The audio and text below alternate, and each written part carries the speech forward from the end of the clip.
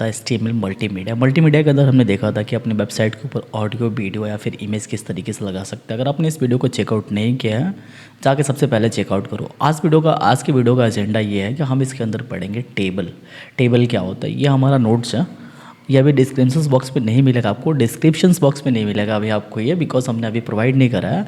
But जैसे ही हमारा course खत्म होता है, ऑलमोस्ट 2 या 3 वीडियो जो है रह गया और हम प्रोजेक्ट उसके बाद जब स्टार्ट होता है, मैं लिंक कमेंट बॉक्स में और हर एक वीडियो के डिस्क्रिप्शन में जो है मैं डाल दूंगा, वहाँ से आप इसलिए डाउनलोड करके एक्सेस कर सकते हो इसको। इसके अंदर इंटरव्यू क्वेश्चन वगैरह भी दिए गए हैं और बहुत सारे MCQ क्वेश्चन हैं। आप ट्राई आउट करना, बहुत मज़ा आएगा आपको क्वेश्चन सॉल्व करके।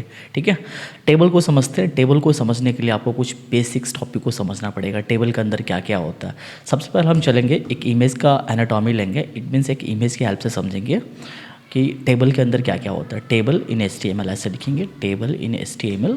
और मैं कोई एक रैंडम सा जो है मैं यहाँ से इमेजेस ले लेता हूँ। ठीक है, HTML टेबल इन HTML लिखो ना, या आ तो गया यहाँ पे। चलो ठीक है, यहाँ पे ले लो कोई एक बेसिक सा टेबल हम ले लेते हैं यहाँ से। चलो ऐसा कर लेते हैं, इसको अच्छे से प्रॉम्प्ट देते हैं, टेबल इन HTML। ओके, चलो ठीक है।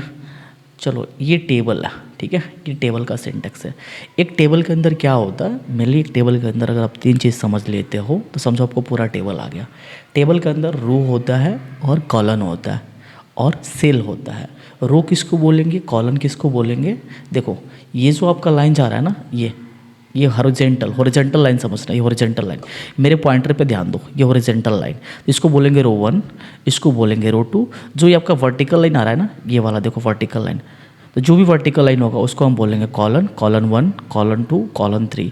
तो अगर मैं आपसे इसमें पूछूँ, इस टेबल के अंदर जो इस फिगर के अंदर बना हुआ है, जो इमेज के अंदर ये जो टेबल बन के आ रहा है, इसके अंदर नंबर ऑफ़ रोज़ कितने हैं, नंबर ऑफ़ कॉलन कितने हैं, तो आप क्या बताओगे। नंबर ऑफ़ रोज़ ये देखोगे ना 1 2, और number of column 1 2 3, and number of row 2 और नंबर ऑफ कॉलन कितने 3। और ये जो एक बॉक्स जो बनता है उसको बोलते हैं cell 1, cell 2, cell 3, cell 4, cell 5 और सेल 6। मतलब ये जो बॉक्स है ना, इसको हम पढ़ते हैं सेल, और बाकी जो हमारा हॉरिजॉन्टल लाइन होता है ऐसे, वो हम बोलेंगे रो, और जो वर्टिकल लाइन होता है उसको हम बोलेंगे कॉलन 1, कॉलन 2, कॉलन 3। इस तरीके से जो है हम टेबल को बनाते हैं।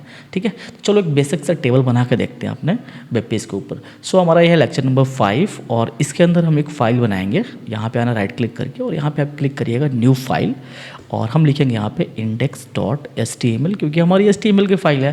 और आपको पता है कि आपको बेसिक कोड लिखने के लिए क्या करना होता है, शिफ्ट के साथ कीबोर्ड का 1 बटन यानी एक्सक्लेरेशन बटन प्रेस करोगे और टैब हिट करोगे आप कीबोर्ड से, तो आपका जो है कोड इस तरीके से दिख जाता है। हम यहाँ टाइटल चेंज करेंगे सबसे पहले, तो हम यहाँ लिखेंगे टेबल HTML टेबल, ऐसे HTML टेबल। अभी मैं आपका आउटपुट दिखाऊं, इट मीन्स मैं फिर राइट क्लिक करके अगर मैं इसको ओपन विथ लाइव सर्वर करूंगा तो आपको आउटपुट में क्या दिखेगा, एक्सपेक्टेड आउटपुट क्या होगा, हमारे वेब पेज पे किसी भी तरीके का कंटेंट नहीं है।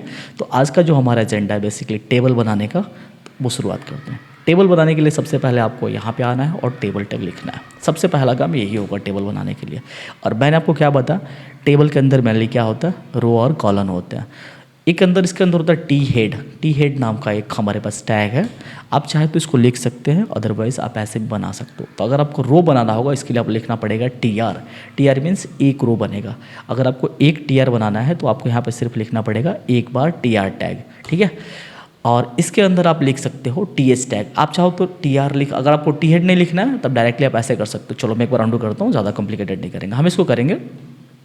एक रो बनाया हमने, रो बनाने के लिए हम लिखेंगे TR टैग, और उसके अंदर मुझे हेडिंग देना है, हेडिंग के फॉर्म में, मतलब हेडिंग आप ये टेबल देख लो एक बार, ये टेबल देखो, या फिर कोई एक दूसरा टेबल ले लेते हैं जहाँ पे, हाँ ये टेबल देखो, ये टेबल देखो, इसके अंदर लिखा है मंडे ट्यूसडे वेडनेसडे। तो अगर आपको इस तरीके का हेडिंग देना है तो आप इसको कैसे कर सकते हो, इसके लिए आप लिखोगे TH टैग, मतलब टेबल हेडिंग। और मैं यहाँ पे एक बेसिक एग्जांपल लेता हूँ, जैसे कि मैं लेता हूँ स्टूडेंट नेम, इस तरीके से स्टूडेंट नेम। देखो वीडियो को लास्ट तक देखना, और सारे चीज़ों को हम बहुत ही डिटेल में समझेंगे, आराम से समझेंगे। अगर आपको कोई भी क्वेश्चन रह जाता है या फिर आपका कोई भी क्वेश्चन हो, किसी भी तरीके का क्वेश्चन हो, तो आप मुझे कमेंट बॉक्स में पूछ सकते हो। ठीक है, तो ये रहा मेरा स्टूडेंट नेम, और मैं यहाँ लिखता हूँ रोल, मतलब मुझे स्टूडेंट का रोल नंबर चाहिए, और मुझे क्या चाहिए, स्टूडेंट का क्लास चाहिए। बस मुझे 3 ही क्या बनाना है, कॉलन बनाना है। तो मैंने क्या बनाया, ये TR से क्या होता है, एक बार दोबारा से सुनो, TR से हम रो को बनाते हैं, और TH मतलब ये टेबल हेडिंग के फॉर्म में दिखेगा आपको। जैसे मैं आपका आउटपुट देखोगे इसका, तो देखो इस तरीके से दिख रहा है, स्टूडेंट नेम, रोल और क्लास। क्या है, टेबल बना क्या? नहीं, इसके लिए आपको टेबल के पास एक एट्रीब्यूट होता है जिसका नाम होता है बॉर्डर। ऐसे बॉर्डर, और आप बॉर्डर यहाँ पे दे दो 1 पिक्सल। तो अभी देखो यहाँ पे आपका टेबल दिख रहा होगा इस तरीके से। आपको टेबल को सेंटर में करना है वो भी कर सकते हो। यहाँ पे टेबल के पास एक लाइन एट्रीब्यूट होता है, आप यहाँ पे लिख दो सेंटर, ऐसे सेंटर, तो ये टेबल सेंटर में चला जाएगा आपका। ठीक है, ये देखो अभी हमारा टेबल प्रॉपर सेंटर में है। अब मुझे इस स्टूडेंट नेम में स्टूडेंट का डेटा डालना है, उसका रोल नंबर डालना है, क्लास डालना है। तो अब डिपेंड्स करता है कि मैं कितने स्टूडेंट का डेटा जो है मैं डाल रहा हूँ। ठीक है, तो अब मुझे कितने रो और कॉलम बनाने पड़ेंगे, डिपेंड्स करता है कि हमने कितना डेटा स्टोर करना है। तो मैंने क्या बता, आपको सिर्फ फिर से एक रो बनाना है, और TD मतलब टेबल डेटा क्या डालना है। तो अब मेरे को स्टूडेंट का नेम डालना है, जैसे मैं डालता हूँ स्टूडेंट का नेम सेजल, ऐसे कुछ भी डाल सकते हो आपकी मर्ज़ी। और मैं डाल देता हूँ क्लास 7th में है, तो मान के चलो क्लास 7th में है, और मैं उसका रोल नंबर कुछ भी डाल देता हूँ ऐसे। तो मेरा एक डेटा हो गया। अगर आप यहाँ पे आके देखोगे तो Sejal class roll number 7 class 6 इस तरीके से। और भी स्टूडेंट का डेटा डालना है, सिंपली आप इसको कॉपी करो। बट आई रिकमेंड कि जब भी आप कोडिंग सीख रहे हो, अगर आप बिगिनर्स हो और पहली बार आप HTML सीख रहे हो, तो मैं आपको रिक्वेस्ट मतलब I will suggest you a very good thing कि आप कोड को कॉपी पेस्ट मत करो, मैनुअली लिखो, ताकि आपका जो है कोड याद हो जाए। देखो हमारे पास इतने सारे डेटा आ गए। ठीक है, तो मैं यहाँ पे नाम बदल सकता हूँ, जैसे मैं यहाँ सुप्रिया कर सकता हूँ, सुप्रिया ऐसे, सुप्रिया ऐसे। और इसका भी क्लास हम चेंज कर सकते हैं, रोल नंबर चेंज कर सकते हैं, जो भी चीज़ चाहो आप चेंज कर सकते हो यहाँ पे। ठीक है, और ऐसे मैं यहाँ पे कर देता हूँ सूरज इस तरीके से। ठीक है, तो यहाँ पे देखो हमारे पास इतने सारे डेटा है। ठीक है, ये बेसिक टेबल है। अब मैं आपसे एक क्वेश्चन पूछता हूँ, कमेंट बॉक्स में बताना, इस रो के अंदर मतलब इस टेबल के अंदर नंबर ऑफ़ कॉलम कितने हैं और नंबर ऑफ़ रो कितने हैं। ये जो हमारा टेबल दिख रहा है इसके अंदर रो कितने हैं, कॉलम कितने हैं, तो कैसे बताओगे? रो क्या है, ये जो हमारा हॉरिजेंटल लाइन है, स्टूडेंट नेम वाला 1 2 3 4 रो है, और कॉलम कितने हैं 1 2 एंड 3 कॉलम है। ये हमारा बेसिक टेबल था। ठीक है, हमारे नोट्स में आते हैं और नोट्स के अंदर देखते हैं कि देखो यही बताया था मैंने, TRTH ऐसा समथिंग कुछ इस तरीके से।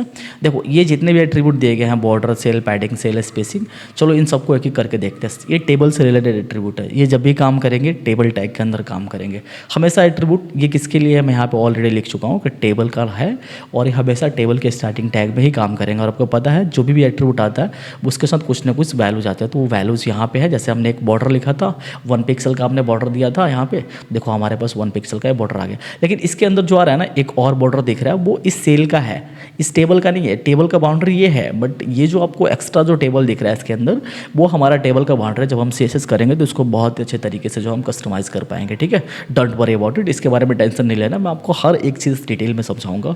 अगर आपको कुछ भी नहीं समझ में आता प्लीज़ कॉमेंट करो, ताकि मुझे पता लगे कि हाँ तुम्हें इस पार्ट पर प्रॉब्लम आ रही है। मैं अगले वीडियो में इसको कवर अप करके या फिर एनहांसमेंट करके मैं आपको दूसरे तरीके से समझाऊंगा। मैं इस चीज़ तरीका ढूंढूंगा आपके लिए, क्या बेटर हो सकता है आपके लिए। ठीक है, तो हमने बॉर्डर देख लिया। सेल पैडिंग देखते हैं। Cell padding in the sense, ये जो आपका बना हुआ है इस सेल पे, ये जो है स्टूडेंट नेम, ये हमारा सेल 1 है। अगर इसके अंदर पैडिंग देना मतलब इस डब्बे को अंदर की दिशा से आपको बढ़ानी है, तो आप वहाँ पे सेल पैडिंग दे सकते हो। तो आप अपने टेबल में आओ यहाँ पे, और आप यहाँ लिख दो सेल पैडिंग, सेल पैडिंग इस तरीके से। मैं लिखता हूँ सेल पैडिंग, और इसकी वैल्यू मैं दे देता हूँ 5। तो देखना क्या होगा, जैसे मैंने सेल पैडिंग देखा, दो अंदर की दिशा से डब्बा बढ़ गया। वैसे ही अगला एट्रीब्यूट है हमारे पास सेल स्पेसिंग। सेल स्पेसिंग का मतलब है ये जो अभी जो सेल दिख रहा है ना, बहुत कंजस्टेड है। देखो यहाँ पे मैं चाहता हूँ इन सब के बीच में स्पेस हो, वो भी कर सकते हैं with the help of cell spacing. यहाँ पे लिख दो आप सेल स्पेसिंग का स्पेलिंग देख लेना, SPECING, शायद 1 मिनट में देख लेता हूँ। सेल SPACING, ओके, SPA ऐसे सेल स्पेसिंग। और मैं यहाँ पे दे देता हूँ, चलो मुझे 10 का स्पेस चाहिए, तो मैं यहाँ 10 पास करूँगा। अब देखना सारा हमारा जो हमारा सेल था, ये सेल 1 था, सेल 2 था, सेल 3 था, जो मैं बता रहा था कंजस्टेड रहा था, देखो सब फ्री हो गया। तो इसके बीच में आपको स्पेस रखना है, तो वो आप कर सकते हो with the help of cell spacing. ठीक है, अगला क्या है विड्थ, हाइट और अलाइन। आपको पता है जैसे हमने टेबल को सेंटर पे किया था, with the help of align attribute, left right centre whatever you want to move this table on your web page, we can easily move out through this align attribute. Okay, so अगर हम अपने table का width और height manage करना चाहें, वो भी कर सकते हैं with the help of width and height attribute. So अगला हमारा एट्रीब्यूट है विड्थ, अगर आपको टेबल का विड्थ बढ़ाना है, जैसे मैं ये लाइन लिखा हूँ अलाइन सेंटर, अभी फ़िलहाल के लिए मैं इसको क्या करता हूँ, हटाता हूँ। तो अभी मैंने इसको रिमूव किया, तो व्हाट विल गेट, क्या हुआ, ओके ठीक है। तो ये आ गया यहाँ पे, देखो राइट साइड में है।